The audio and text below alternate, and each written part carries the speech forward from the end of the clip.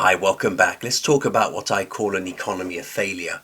If we look at the way the language industry presents itself, we quickly see that for the most part it's targeted at beginners. This is the coal that fuels the steam engine. This is the coal that fuels the steam engine. We're talking about millions and millions of beginners that language companies need to charm to make a profit. And these are your target customers. Okay, that's the target customer, the beginner, the non-learner, the person who is not yet a language learner. Because the market isn't really about the mid-level learner. Where this gets very interesting is that this fuel is composed of a larger majority of beginners who also get spat out of the works due to failure.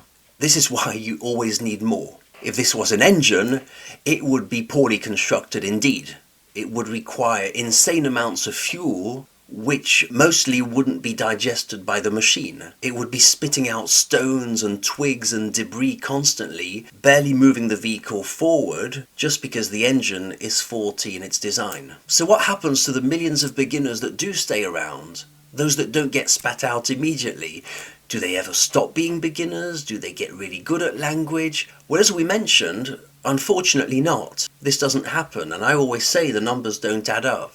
If everyone got good at languages, all your neighbours would be speaking 4 languages. If everyone learned a language to a successful outcome. And besides, this contradicts industry numbers that we have access to. They either stay beginners for a while or just quit as beginners. It just fizzles out. It is a very strange hotel indeed, isn't it? It has a very, very wide front door to welcome many, many customers, but very, very few people end up staying long, which is also why the hotel has to promise such comfort, because the managers of the hotel know very well that the customers won't stay. This explains why selling dreams, easiness, fun, low effort is very important in the language industry.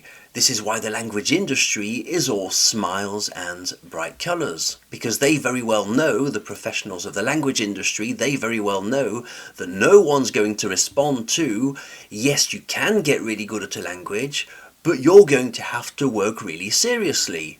It's not a very enticing slogan, is it? Instead of this, the message becomes, anyone can get involved in language learning, it's fun, and if the learner is unsuccessful, it will be their fault anyway. If we compare the language industry to other markets, it says something very strong about it, because all other markets have different levels of expertise to cater to different types of customers. You have the occasional rock climber versus the pro rock climber. Okay, if you're into rock climbing, you have your family gym versus the serious heavyweight lifter gym. So it seems that each other market has the beginner, mid and expert range to cater to different people, except for languages. Why is that?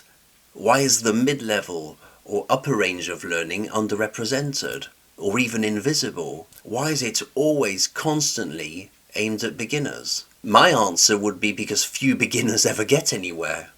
It's as simple as that. So why waste your efforts on trying to get that tiny little percentage of the market? Why cater for that chunk of the market?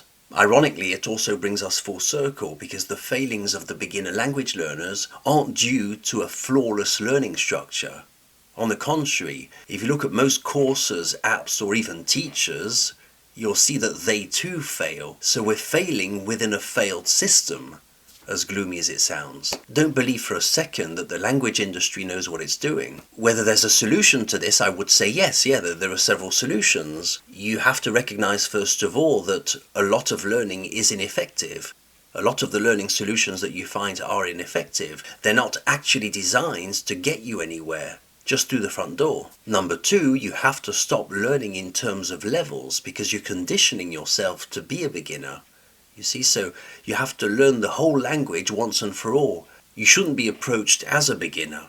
You should be approached as a future knower of the language. And thirdly, if it appeals to a mass audience, there are very high chances that it's living off failure fuel. I hope this video was useful. My name is Chris.